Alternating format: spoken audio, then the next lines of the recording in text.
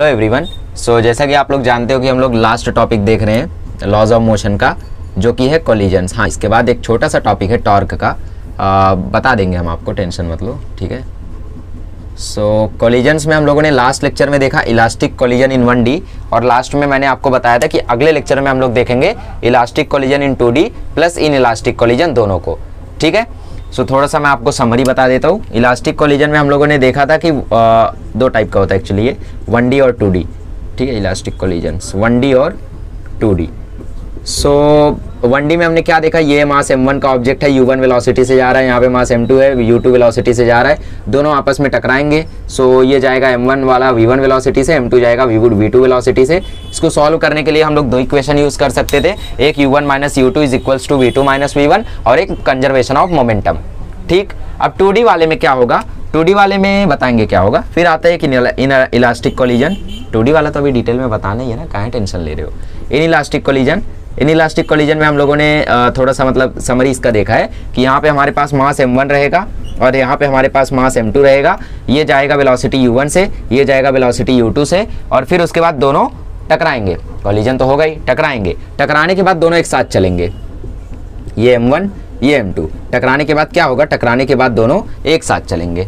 यही होता है इन इलास्टिक कोलिजन, ठीक है। और मैंने आपको बताया था E के बारे में, E होता है velocity of separation upon velocity of approach, velocity of separation upon velocity of approach, ठीक। दोनों के लिए मैंने आपको E की वैल्यू भी थोड़ी सी बता दी थी। वेलोसिटी ऑफ सेपरेशन मतलब v2 minus v1, velocity of approach मतलब u1 माइनस u2, मतलब जिस रिलेटिव वेलोसिटी से लोग अप्रोच कर रहे थे और जिस वेलोसिटी से लोग सेपरेट हुए, वो है हमारा, ठीक है। अच्छा, हमने देखा था इलास्टिक कोलिजन में जो E की वैल्यू होती है वो 1 होती है, जो कि आइडियल केस है। असली में ऐसा नहीं होता है। असली में जो E की वैल्यू होती है, मतलब जो प्रैक्टिकल कोलिजन्स होते हैं, जो ओरिजिनल कोलिजन्स होते हैं, जो हमारे आजू बाजू होते रहते हैं, बोर्ड और मार्कर के बीच में, मेरे मुंह के मॉलिक्यूल और हवा के बीच में, ऐसा होते रहते हैं कोलिजन। सो वहाँ पे E की वैल्यू क्या होती है, लेस देन इक्वल टू 1 से 0 के बीच में होती है, ठीक है, E की वैल्यू। अगर हम इन इलास्टिक कोलिजन की बात करें तो यहाँ पे E की वैल्यू 0 होती है। क्यों? क्योंकि आपने एक मार्बल उठाया, उस मार्बल से दूसरे मार्बल को मारा और दोनों मार्बल फिर एक साथ जाने लगे, तो दोनों साथ में जाने लगे, तो यहाँ पे सेपरेशन हुआ नहीं, तो ऊपर की क्वांटिटी 0, सो पूरा हो गया 0। तो यहाँ पे E का वैल्यू 0 होता है, ठीक है। इसके बाद हम लोग ऑब्लिक कोलिजन देखेंगे, जो कि देखेंगे बाद में, ठीक। अभी हम लोग शुरू करते हैं इलास्टिक कोलिजन इन 2D, आखिर होता क्या है, चलिए। सो हम देख रहे थे इलास्टिक कोलिजन इन 2D, इलास्टिक कोलिजन इन 2D, ओके। होगा क्या इसमें, 2D है मतलब एक x डायरेक्शन होगी, एक y डायरेक्शन होगी, z भी होगी क्या, नहीं, z डायरेक्शन नहीं होगी इसमें, ठीक है। देखो हमारे पास यहाँ पे एक मास m1 है और यहाँ पे हमारे पास एक मास m2 है। ये जा रहा था वेलोसिटी u1 से, ये जा रहा था वेलोसिटी u2 से, दोनों आपस में टकराए। टकराने के बाद कोलिजन सीधा सीधा नहीं हुआ। अभी तक हमने क्या देखा, अभी तक हमने सीखा head on collision. Head on collision मतलब हेड से हेड। बट अब हम सीखेंगे 2D में कोलिजन कैसा होता है, मतलब जो आपका m2 है वो कुछ ऐसा जा रहा है, मैंने हेड ऑन बना दिया, बट देखो m2 कुछ ऐसा जा रहा है। सो मुझे बताओ, जब m1 m2 से टकराएगा, सो कैसे टकराएगा, सोचो थोड़ा। m1 ऐसे जा रहा है, m2 ऐसे जा रहा है, दोनों जब आपस में टकराएंगे तो टकराने के बाद थोड़ा सा विजुअलाइज करने की कोशिश करो। कभी आपने कंचे खेले हो और कंचे को आपने मारा हो, तो याद करो थोड़ा कि जब साइड से लगता था तो कैसे कंचे भागते थे, सोचो, ठीक है। जितना ज़्यादा आप विजुअलाइज करोगे उतना ही ज़्यादा आपका फ़ायदा होगा, क्योंकि विजुअलाइजेशन एक की है, जो कि अगर दूसरे आपको करवाएंगे तो आपको मज़ा नहीं आएगा, फिर आपका दिमाग नहीं खुलेगा। मतलब आजकल कैसा है कि भाई एनिमेशन से बहुत सारी चीज़ें हो रही है, बट एनिमेशन से आप मैथ्स पढ़ा के दिखा दो तो हम मान जाए, एनिमेशन से आप बाकी सारी चीज़ें करा के दिखा दो तो हम मान जाए। आप एनिमेशन से सब कुछ करा ले जाओगे, बट स्टूडेंट कभी नहीं समझ सकता एनिमेशन से मैथमेटिक्स की चीज़ को। कोई भी ट्राई कर ले, मतलब अभी कई सारी कंपनीज़ हैं एनिमेशन से पढ़ाती है वो, बट रिजल्ट्स आप लोग जानते हो कैसे हैं। सो जब तक आप लोग अपना दिमाग नहीं खोलोगे, तब तक चाहे एनिमेशन आपको दिखा दे, चाहे कुछ करा दे, आपका फ़ायदा नहीं होगा। क्योंकि भाई सामने वाले ने एनिमेशन तो दिखा दिया, बट आपने क्या सोचा, आपने अपने दिमाग लगाया क्या, आपने अपना दिमाग चलाया वहाँ पे, नहीं चलाया। आपको सब कुछ दिखा दिखा मिल गया, तो ज़रूरत ही नहीं पड़ी चलाने की, तो दिमाग चला भी नहीं, वहीं का वहीं रह गया, ठीक। अब जैसे मैथमेटिक्स है तो हम लोग कैसा कर सकते हैं, हम लोग कैलकुलेशन खुद से ना करके, जैसे फिजिक्स है, अभी फिजिक्स में मैं फार्मूला खुद से ना लिख के चाहूँ तो टाइप कर दूँ, टाइप भी कर सकता हूँ, है ना, u1 minus u2 v2 minus v1 ऐसा पूरा मैं इक्वेशन लिख के टाइप कर दूँ और आपको एक्सप्लेन कर दूँ ऐसा ऐसा हुआ, ऐसा ऐसा हुआ, कुछ नहीं हो पाएगा, कुछ नहीं समझ में आएगा तब। ठीक है, visualisation is good but only in limit everything. अरे हर चीज़ लिमिट में ही अच्छी होती है। बट कुछ लोग मतलब चैनल पे कमेंट कर रहे थे कि आप विजुअलाइजेशन से पढ़ाइए, विजुअलाइजेशन से पढ़ाइए। तो आप लोग कोर्स वोर्स लेके देख लीजिए विजुअलाइजेशन का, आपको पता चल जाएगा कि विजुअलाइजेशन में कितना समझता है। मज़ा बहुत आएगा, बहुत मज़ा आएगा। ठीक है, जब आप लोग विजुअलाइजेशन देखोगे, अरे यार ऐसा होता है, अरे प्रोजेक्टाइल मोशन ऐसा होता है, पता नहीं क्या बोर्ड वोर्ड पे बताए थे, ये तो गजब है। पर जब आप खुद से चीज़ों को सॉल्व करोगे, खुद का दिमाग चलाओगे, खुद के दिमाग से विजुअलाइज करोगे, तो आपके लिए ज़्यादा हेल्पफुल होगा। तो आज हमने क्या सीखा? आज हमने सीखा visualisation is good but in limit. और जितना कम विजुअलाइजेशन हम देखेंगे, जितना ज़्यादा हम अपना दिमाग चलाएंगे, उतना अच्छा होगा। जैसे हमारे टीचर्स जो है वो मैक्सिमम टू मैक्सिमम कोशिश करते कि हमें विजुअलाइज कराए, ये प्रोटॉन है, ये न्यूट्रॉन है। ठीक है, सो विजुअलाइजेशन इज़ गुड, बहुत अच्छी चीज़ है। बट दूसरे ना करे, आपका वो दिमाग खुद से विजुअलाइज करे। अगर विजुअलाइजेशन अच्छा होता तो आज रिजल्ट बहुत अच्छा हो जाता। रिजल्ट जैसा पहले था वैसा आज भी है, आज भी उतनी ही सिलेक्शंस होते हैं। अब कुछ लोग बोलेंगे उतनी ही सीट्स है, ठीक है ठीक है, सबका अपना अपना मानना है, मैं किसी को कुछ नहीं बोल रहा हूँ। देखो m1 मास यहाँ पे देखो होगा क्या, ये जब इसके साथ टकराएगा ना तो ये ऐसा भागेगा, ये ऐसा भागेगा। विजुअलाइज करो, ये जब इससे टकराएगा तो ये ऐसा भागेगा, ये ऐसा भागेगा। ठीक है, सो m1 वाले के नीचे m2 आएगा, m1 वाला कुछ यहाँ पे भागेगा वेलोसिटी v1 से, लेट से एंगल थीटा पर, और m2 वाला यहाँ पे भागेगा वेलोसिटी v2 से, लेट से कुछ एंगल थीटा पर। ठीक है, एक्चुअली मैंने एंगल वहाँ बना दिया, बट समझ लो थोड़ा सा कि ये दोनों साथ में है, ये दोनों एंगल साथ में, ऐसा समझ लो आप लोग। ठीक है, चलो समझना क्यों है, समझा ही देते हैं।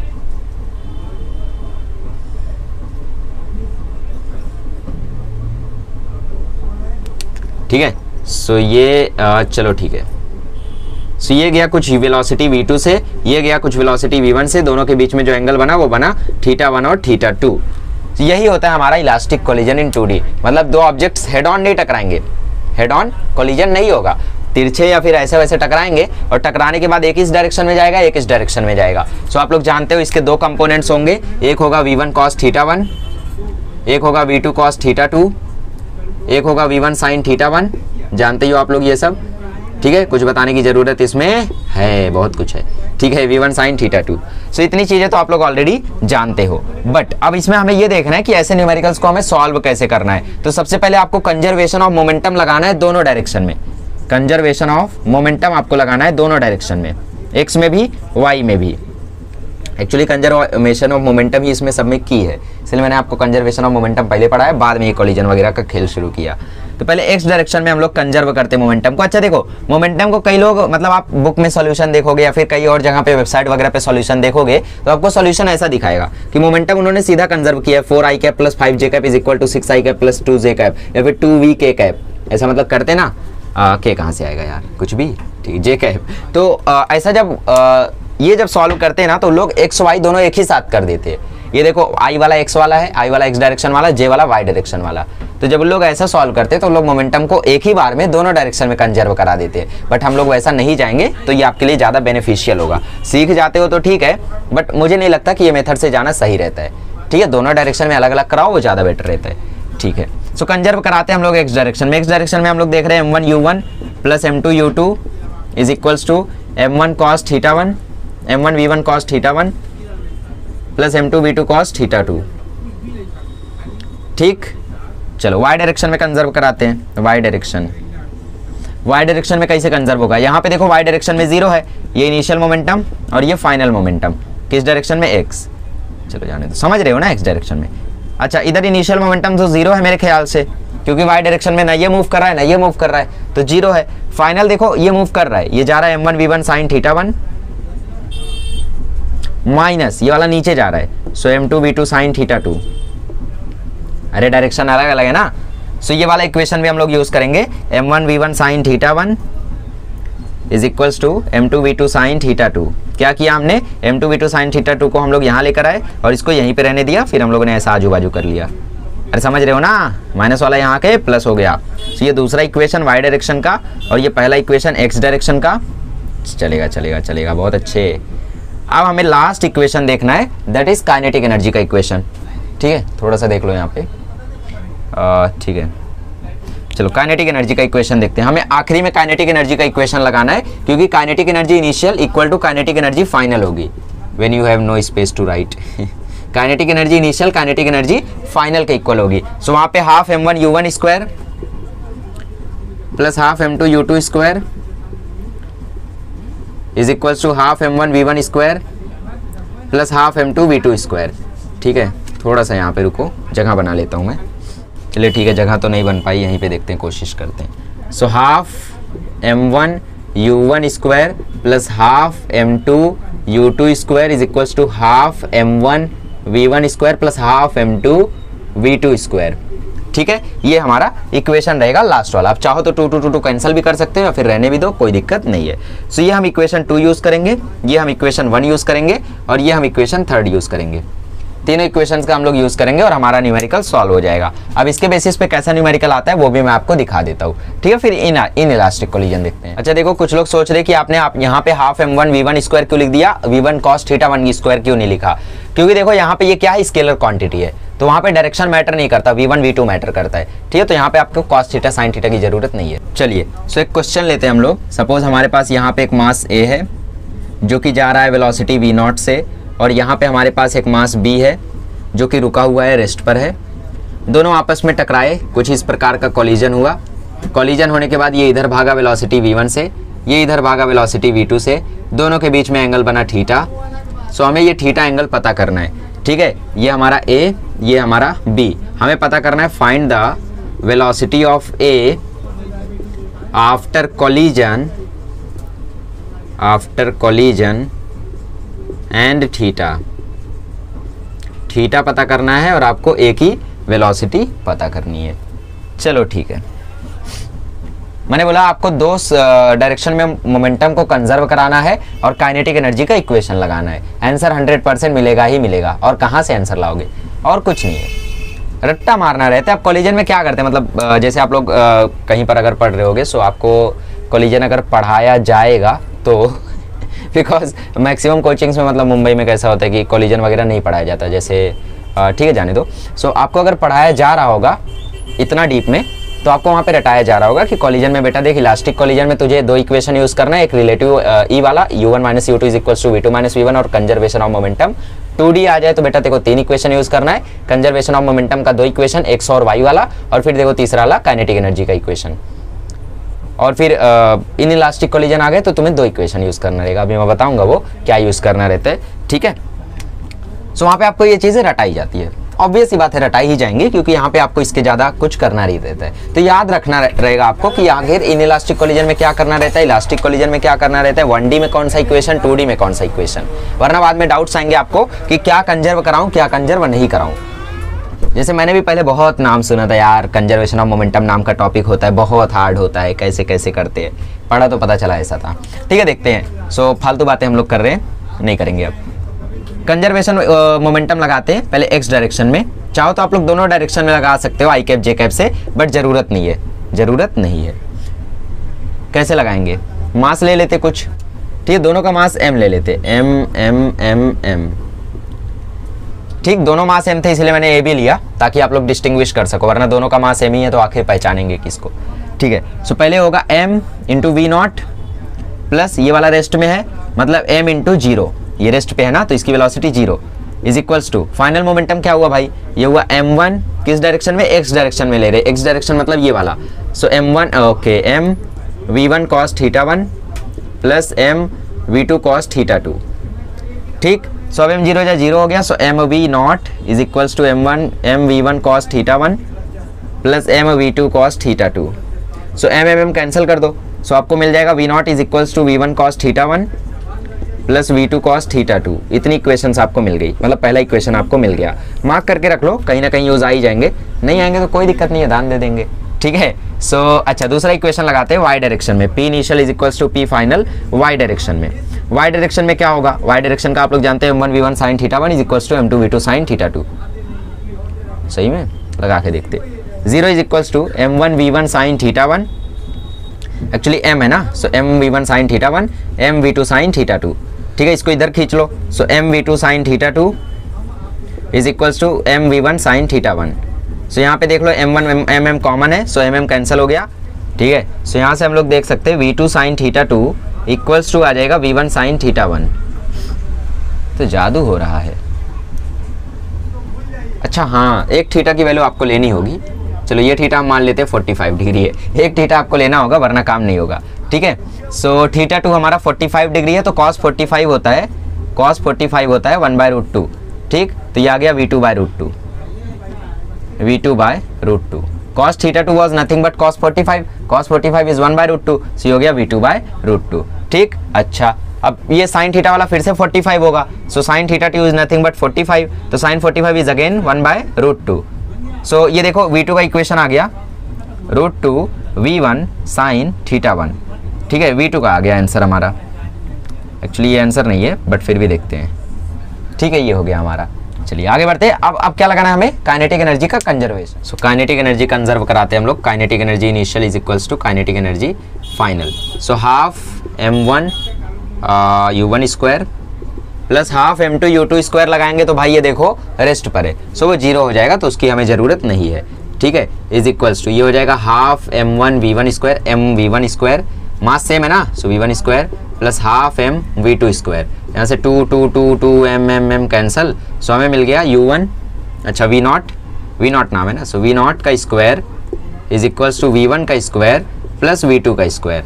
हमें क्या पता करना है, हमें वेलोसिटी ऑफ ए पता करना है। वेलोसिटी ऑफ ए मतलब v नॉट, ठीक। सो v नॉट पता करने के लिए हम लोग ये दोनों इक्वेशंस को वहाँ पे पुट कर देते हैं, तो आपको आंसर मिल जाएगा, ठीक है। सो हम लोग क्या करते हैं, v2 की वैल्यू यहाँ पे रख देते हैं और v नॉट की वैल्यू यहाँ पे रख देते हैं। तो इसकी वेलोसिटी क्या है, इसकी वेलोसिटी है v1, सो v1 हमें मिल जाएगा। So let's put v naught की वैल्यू है v1 cos थीटा 1, मतलब v1 का स्क्वायर cos थीटा का स्क्वायर मतलब cos square theta, v1 square cos square theta, ठीक है। प्लस अच्छा नहीं, यहाँ पे a plus B the whole square लग जाएगा, तो लंबा हो गया यार ये तो प्रोसेस, ठीक है। देखते हैं, पहले v नॉट स्क्वायर ही रहने दो। v1 स्क्वायर की जगह आप लोगों को कुछ नहीं रखना है, v2 स्क्वायर की जगह आपको रखना है ये वाला इक्वेशन, मतलब 2v1 square sine square theta. So 2v1 square sine square theta, ये आपको मिल गया। सो v नॉट स्क्वायर की वैल्यू आपको यहाँ पे रखनी होगी। अच्छा ठीक है, सो अब v नॉट का स्क्वायर इज इक्वल्स टू, हमने v1 का स्क्वायर कॉमन ले लिया, 1 + 2 साइन स्क्वायर थीटा, ठीक है। सो अगर हम यहाँ पे v नॉट की वैल्यू डालेंगे तो थोड़ा सा मुश्किल हो जाएगा। सो इस इक्वेशन का यूज़ करते हैं हम लोग, इस इक्वेशन को हम लोग यहाँ पुट करते हैं v2 में, ठीक है। सो ऊपर वाला आप लोगों ने छाप लिया होगा, नहीं छापे थे पीछे चले जाओ, इतनी बढ़िया टेक्नोलॉजी है, इस्तेमाल करो, पहले इस्तेमाल करो फिर विश्वास करो इसमें क्या है। चलो ठीक है, सो v2 की जगह हम लोग डाल देते हैं v naught is equals to v1 cos theta 1, theta ही लिखना चाहिए क्योंकि यहाँ पे एक का थीटा हमें पता था, एक था 45 और एक था थीटा। सो 45 वाला तो हमें पता है, तो थीटा 1 उनका नाटक करने की ज़रूरत नहीं है।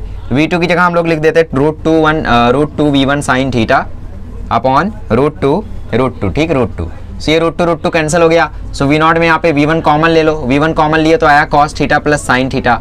हाँ अब थोड़ा समझ में आया, देखो यहाँ पे स्क्वायर है, v नॉट का square is equals to this, तो अगर हम यहाँ पे स्क्वायरिंग कर दे तो यहाँ पे स्क्वायरिंग कर दिए तो ये ऐसा हो जाएगा, v नॉट का square is equals to v1 का square cos theta plus sine theta का होल स्क्वायर, ऐसा हो जाएगा ना,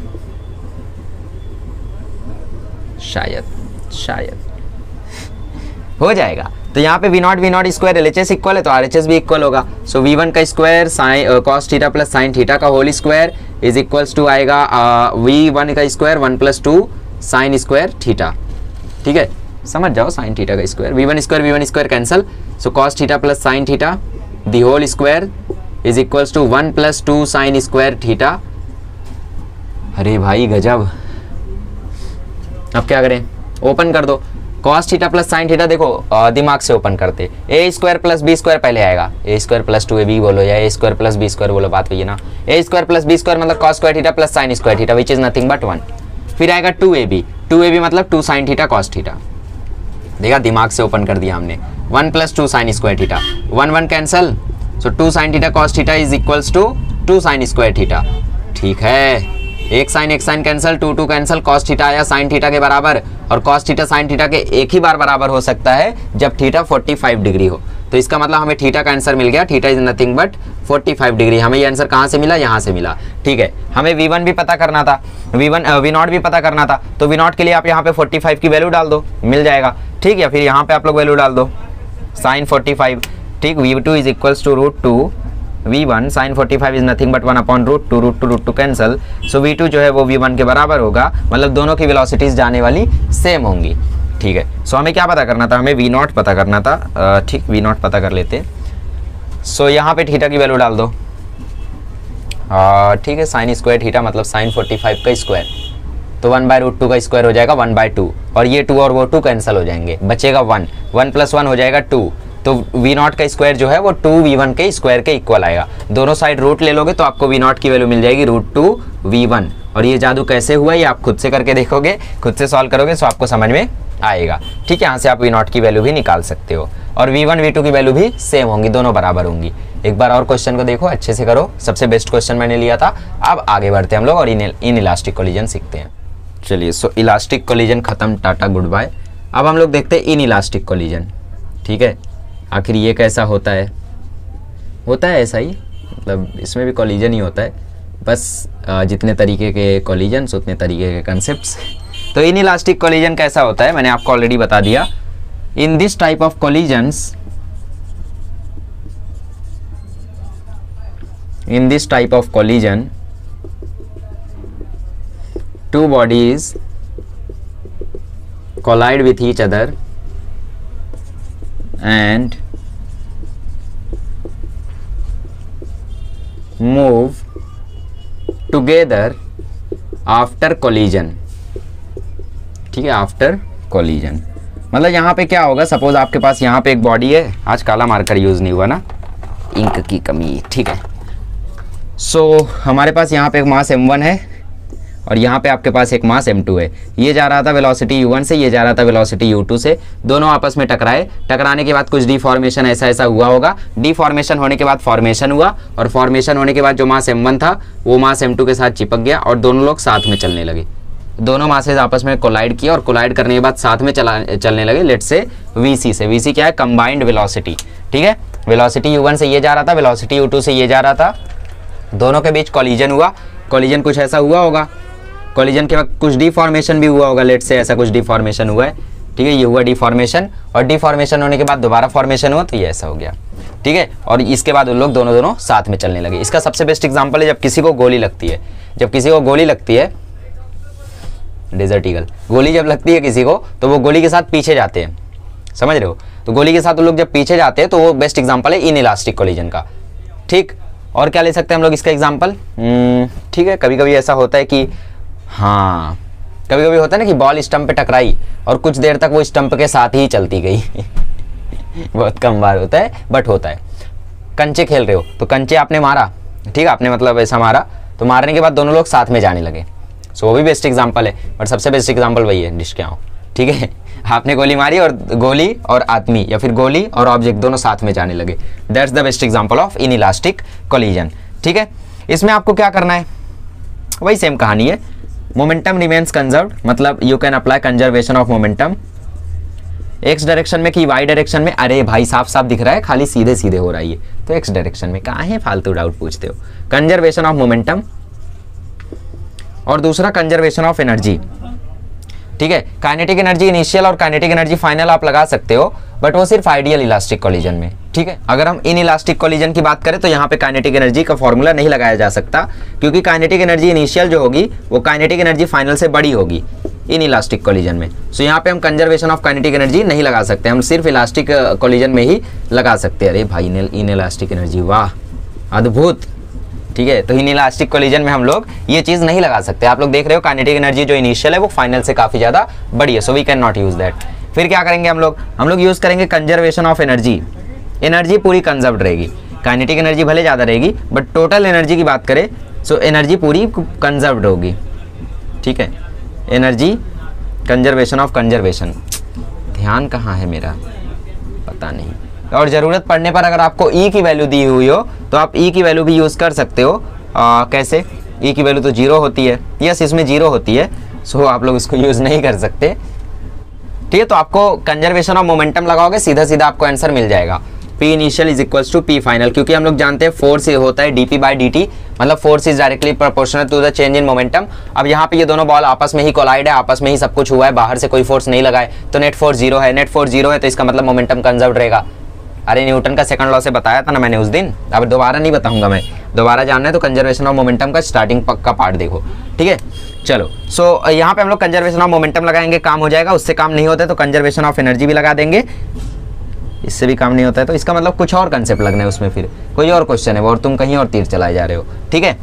चलो सो ई की वैल्यू की बात कर लेते हैं। ई की वैल्यू हम जानते हैं इसमें 0 होती है, क्यों 0 होती है वो भी मैंने आपको थोड़ी देर पहले बता दिया था, तो आप लोग ध्यान रखना इसमें कोएफिशिएंट ऑफ रेस्टिट्यूशन 0 होता है। कभी कभी एमसीक्यू वगैरह में अगर आपको पूछ लिया, फटाफट बोल रहा हूँ क्या मैं, स्पीड स्लो कर लिया करो, कुछ लोग 2x2 में देखते हैं, देखो अब देखो। तो ई की वैल्यू इसमें हम लोग 0 कंसीडर करते हैं, इनइलास्टिक कोलिजन में एक्चुअली होती है, क्योंकि वेलोसिटी देखो सेपरेशन यहाँ पे होता नहीं है तो वो 0, तो पूरा 0। सो ई की वैल्यू यहाँ पे 0 होती है, तो हम लोग कंजर्वेशन ऑफ मोमेंटम लगाएंगे, कंजर्वेशन ऑफ एनर्जी लगाएंगे, नीड पड़ी तो, वरना इससे ही हमारा आंसर आ जाएगा। क्वेश्चन करें, समझ गया? चलो शुरू करते हैं। चलिए तो 3-4 क्वेश्चन करते हैं, उससे ज़्यादा तो ज़रूरत नहीं पड़नी चाहिए, पड़ेगी भी नहीं। देखो हमारे पास यहाँ पे एक मास m1 है, ये जा रहा है वेलोसिटी u1 से, यहाँ पे हमारे पास एक मास m2 है, ये जा रहा है वेलोसिटी u2 से, दोनों के बीच में कॉलिजन हुआ, कॉलिजन होने के बाद ये दोनों साथ में चलने लगे वेलोसिटी vc से, इसका मास m1 इसका मास m2। तो आप लोग थोड़ा मतलब पहचानने आपको आना चाहिए कि ये कौन सा कॉलिजन है, ठीक। जैसे अभी ऐसा कॉलिजन दे दिया, एक ऊपर भाग रहा है एक नीचे भाग रहा है, थीटा एंगल बना रहे, तो कुछ लोग सोचेंगे यार इनइलास्टिक है, क्यों इनइलास्टिक है? क्योंकि दोनों चिपके हुए हैं। अरे इतना नहीं देख रहे हो कि एक इधर भाग रहा है एक इधर भाग रहा है, तो कैसे उन लोग साथ में है? चलो भाई बैटरी भी डाउन, वेल डन, ठीक है। सो एक उधर भाग रहा है एक इधर भाग रहा है, तो ये थोड़ी ना इनइलास्टिक कोलिजन है। इनइलास्टिक कोलिजन में दोनों साथ में चलते हैं। वो कौन सा था? वो इलास्टिक कोलिजन इन 2D था। तो पहचानने अगर आएगा ना तो ये हेल्प हो जाए। अरे कुछ नहीं यार, इजी टॉपिक है, इजी है, बहुत इजी है। अभी तक हमने जो सबसे हार्ड टॉपिक पढ़ा है ना, कुछ तो हार्ड नहीं था ना। चलो कमेंट करो क्या हार्ड लगा अभी तक आपको, जितना भी हम लोगों ने अभी तक कंप्लीट किया है। तो ये क्या करेंगे यार, P initial is equals to P final, m1 u1 plus m2 u2 is equals to m1 plus m2 into vc। क्यों ऐसा कैसे लिख दिया आपने? अरे बहुत बड़ा पाप कर दिया। देखो ऐसा रहेगा ना, m1 vc, m1 किस वेलोसिटी से जा रहा है? vc से। m2 किस वेलोसिटी से जा रहा है? vc से। तो vc मैंने कॉमन ले लिया था, कोई गलती नहीं की थी मैंने। इतना नहीं समझ पाते हो, वाह अद्भुत। सो m1 प्लस m2 हमने कॉमन, vc हमने कॉमन ले लिया कंबाइंड वेलोसिटी, तो हमें m1 प्लस m2 मिल गया। चलो एक क्वेश्चन कर लो। यहाँ पे हमारे पास एक 5 kg का मास था जो कि जा रहा था 10 मीटर पर सेकंड से, सामने ही खड़ा था एक 2 kg का मास जो कि जा रहा था 5 मीटर पर सेकंड में। दोनों आपस में टकराए, दोनों टकराने के बाद जाने लगे कुछ वेलोसिटी v से, और वो वेलोसिटी v क्या है वही हमारा क्वेश्चन है। तो इस इक्वेशन को लगाओ, तुरंत आंसर बताओ, ठीक। ऑप्शन दे दूं? चलो ठीक है, सॉल्व करो, देखते पहले मैं ऑप्शन देता हूँ या पहले आप आंसर देते हो। ठीक है, ऑप्शंस देता हूं मैं। 50/7, 60/7, 10 या फिर 100/7। ठीक है, देखते किसका किसका आंसर आया। चलो तो m1 u1 plus m2 u2 is equals to m1 plus m2 into v। So m1 u1 मतलब 5 इंटू 10, m2 u2 मतलब 2 इंटू 5, m1 प्लस m2 मतलब 5 प्लस 2 इंटू v। ये हो जाएगा देखो 50, 2 5 10, ये हो गया 7v, 50 10 60, 7 इसके नीचे आएगा तो 60/7 इज द करेक्ट आंसर। ठीक है, सो कुछ नहीं था यार इसमें, फालतू क्वेश्चन था। तो ऐसे ही क्वेश्चन आपको दिखेंगे बोर्ड में। थोड़ा हाई लेवल पे आप जाओगे तो ये सारी चीज़ें कंबाइन होके आएंगी। हो सकता है यही आपको प्रोजेक्टाइल में दे दे। प्रोजेक्टाइल में कैसे दे सकता है? दे सकता है, कैसे दे सकता है? वो बोलेगा कि वहाँ पे एक मास हैंग्ड था ऑलरेडी, एक मास जो था 5 kg का वो हैंग्ड था, ठीक है, और नीचे से प्रोजेक्टाइल फायर की गई, और प्रोजेक्टाइल फायर करने के बाद जो प्रोजेक्टाइल से मतलब जो प्रोजेक्टाइल थी वो हैंग्ड मास के साथ टकराई और इन इलास्टिक कोलिजन हुआ, दोनों साथ में नीचे आए। तो बताओ किस वेलोसिटी से उन लोग नीचे आ रहे होंगे? है ना बढ़िया क्वेश्चन, पर मैं भी फ्रेम नहीं कर सकता ना। अगर मैं फ्रेम कर सकता तो बहुत बढ़िया क्वेश्चन ये था। तो कहीं भी आपको मिक्स करके आ जाएगा, बट कोई ज़्यादा घबराने वाली बात नहीं है। आप क्वेश्चन देखो, सॉल्व करो, जितनी ज़्यादा प्रैक्टिस करोगे उतना ज़्यादा आएगा। आगे बढ़ते 2 और क्वेश्चन देख लेते हैं। चलिए, सो क्वेश्चंस करते हैं। हमारे पास एक बुलेट थी, बुलेट का मास था m, ये जा रही थी वेलोसिटी v0 से, और ये गोली डेजर्ट ईगल से निकली थी। डेजर्ट ईगल गन का नाम है, ठीक। थोड़ा मिलिट्री वगैरह में आप लोग देखोगे तो दिखेगी। अरे हम तो गेम में देखते हैं, बहुत अच्छे। और सामने एक बंदा था, ठीक है। अब ये बंदा कौन है? फिक्शनल, नकली, प्रोजेक्टर से बनाया हुआ, ठीक है, तो दिल पे ना लें। तो इस बंदे को गोली लगी, गोली लगने के बाद दोनों लोग साथ में ऐसा सैर पर चल गए। दोनों लोग ऐसा सैर पे जाने लगे। ठीक, बंदे को गोली लगी और बंदा गोली पे बैठ गया। कुछ भी, अरे छोड़, समझ लो ये मिसाइल थी, हटाओ डेजर्ट ईगल। M79 आ गया, ये मिसाइल थी। ठीक है, मिसाइल बंदे को लगने वाली थी पर बंदा उस पर बैठ गया और बैठ के अब दोनों लोग जाने लगे। दोनों लोग, सपोज इसका मास बड़ा M था और ये जाने लगा वेलोसिटी VC से, पहले ये रेस्ट पर था, खड़ा हुआ था, तो वेलोसिटी VC कितनी होगी वही आपका क्वेश्चन है ना, बढ़िया क्वेश्चन। चलो सॉल्व करते हैं। सो कंजर्वेशन ऑफ मोमेंटम लगाओ, P initial is equals to P final. M1V1 मतलब MV0 प्लस M2V2 मतलब M इंटू V2। V2 कितना, 0, क्योंकि रेस्ट पर था। ठीक, बाद में क्या हुआ, दोनों कंबाइंड हो गए, सो M प्लस M, और जा रहे हैं मस्त एकदम मजे में, दोनों लोग दोस्ती हो चुकी है मिसाइल और बंदे की वेलोसिटी VC से। ये तो 0 हो गया, सो ये आ गया MV0 upon M plus M is equals to VC। ठीक है, चलो तो कुछ नहीं था इस क्वेश्चन में। अब ये क्वेश्चन अलग अलग तरीके से आपको आ सकता है, कंसेप्ट सेम है, लगा ले जाओगे ना वैसे क्वेश्चन, कुछ ज़्यादा इसमें है नहीं। ठीक, चाहो तो मतलब ऐसा मतलब सॉल्व कर सकते हो कि भाई लेट से ये आ रही थी 100 मीटर पर सेकंड से और इसका मास था 1 kg और बंदे का मास था 20 kg, ज़्यादा हो गया ना, और ज़्यादा करते 40 kg, और अब दोनों साथ में जा रहे हैं तो कितनी वेलोसिटी से जा रहे हैं तो निकाल लो ना। 40 kg, ये 10 kg का है, आ रहा था 100 मीटर पर सेकंड से, नीचे वो बंदा 10 का है, वो बंदा 40 का है, 40 10 50 हो जाएगा, 50 होने के बाद 0 0 कैंसिल हो जाएगा, 5 2 10 हो जाएगा, तो नीचे पूरा साफ कर दो। ठीक, अब 2 10 20 हो जाएगा, बहुत कम हुआ यार, कुछ गलत किया क्या, 10 प्लस 40, 0 0 0 कैंसिल, फिर 1 प्लस 4 5 हुआ, 5 2 10 हुआ, कोई दिक्कत नहीं है, सब सही है। ठीक, 20 मीटर पर सेकंड। अब ऐसा क्यों हुआ मैं समझाता हूँ आपको। मतलब मैं क्या सोच रहा था कि यार 100 मीटर पर सेकंड से आया और वेलोसिटी इतनी कम कैसे हो गई, क्योंकि इसका 40 kg वजन है। ये जब मिसाइल पर बैठ जाएगा तो ऑब्वियस सी बात है मिसाइल की हालत खराब होगी। ठीक है, सो 20 मीटर पर सेकंड से आगे लोग जाने लगे होंगे। चलो लास्ट क्वेश्चन देखते हैं, फेमस क्वेश्चन है। ठीक है, कई सारे मॉड्यूल्स में आप लोगों ने देखा होगा, देखते हैं उसको हम लोग कैसे करते हैं। चलिए, सो बात करते हैं अब एक और क्वेश्चन की, क्वेश्चन नहीं कंसेप्ट जैसा ही समझ लो, जिसका नाम है बैलिस्टिक पेंडुलम। ठीक है,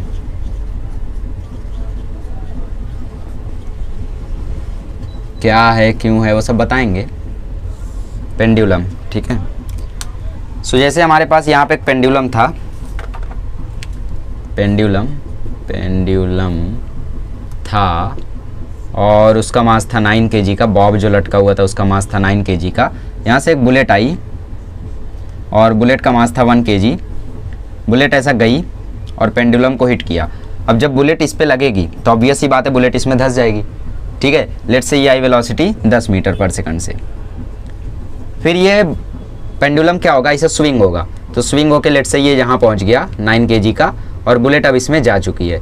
ठीक है, अब पता नहीं किस वेलोसिटी से लोग मूव कर रहे हैं, बट जो पेंडुलम था आपका, ठीक, तो इसको गोली लगी।